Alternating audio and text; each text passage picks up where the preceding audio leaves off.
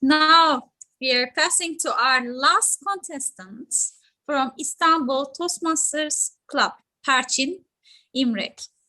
And before that, I would like to remind him to pin the timer 1 to follow the time. The Pursuit of Happiness, Percin İmrek. Percin İmrek, The Pursuit of Happiness. Good morning, dear Toastmasters.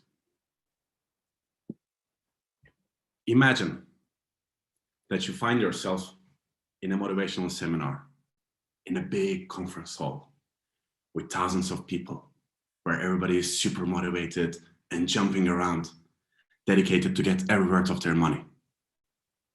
And the speaker starts. Are you ready to hear about the secrets of being happy and successful? Everybody goes crazy. Yeah! He starts counting. Wake up early, always think positively, work hard. He keeps on counting. Everybody goes, yeah! He asks, don't be a loser. Are there any losers here? Everybody goes, no. Then he asks the final question, the climax. Then what are you? Everybody goes, a winner! And music starts. Everybody jumps around crazily, and you're in the middle of all this saying, what's going on? Fellow Toastmasters, dear friends, a lot of reasons can be counted on why people are feeling more and more unhappy each day. Or at least they're more outspoken about it.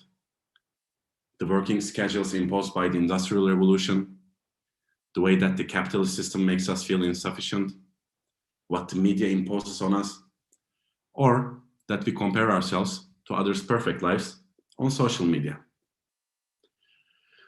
But isn't one of the biggest reasons for our unhappiness is because we are pressured to be happy all the time? So I want you to think for a minute. What is happiness? I can start giving an example on what it is not. Happiness is not equal to entertainment. It's not just going to a nightclub, listening to loud music, drinking till you pass out. You're not processing any thoughts there. You're just muting them and sweeping them under the rug. Because happiness is a constant state of mind in which you are content with what you have in life, with all its ups and downs.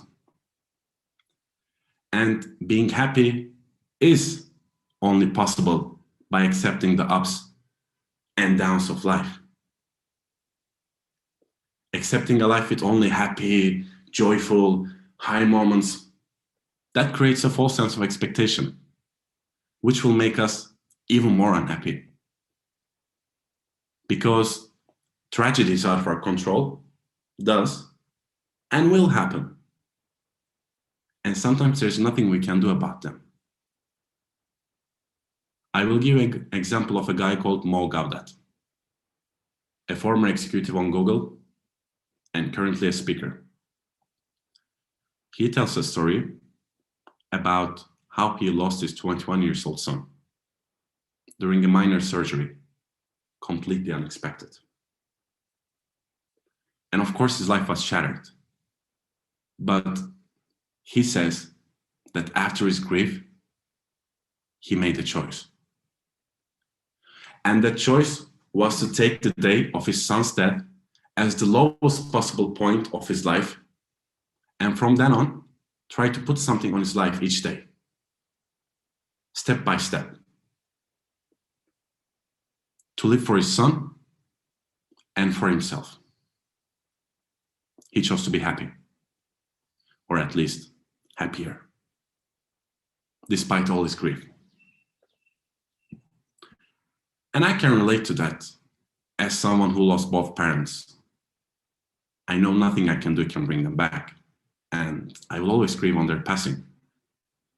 But as Mo Gawdat, I choose to put something on my life each day and be happy for them, and more importantly, for myself. So when we would understand that every feeling is for us, even sadness, anger, despair, feeling lazy, then we can embrace all those feelings that are okay to feel every now and then. Then we would stop feeling guilty for feeling them and accept them as they come. Because the more we try to run away from these feelings, the more they'll chase after us.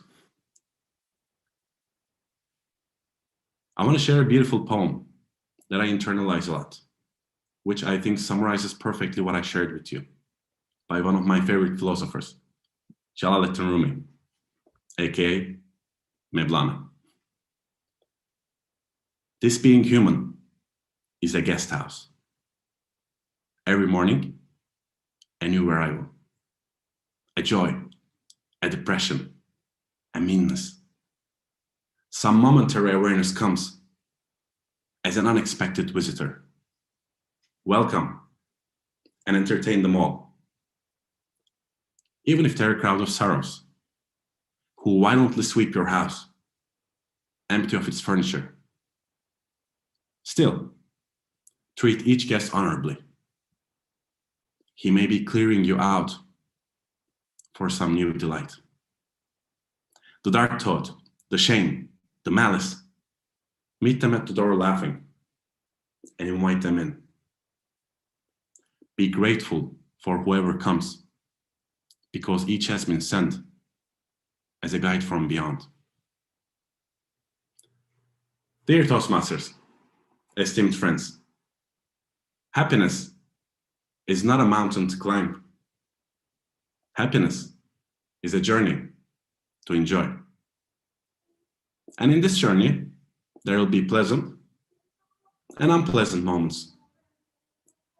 The real game changer here is not what happens to us, but how we choose to react to what happens to us. Contest share.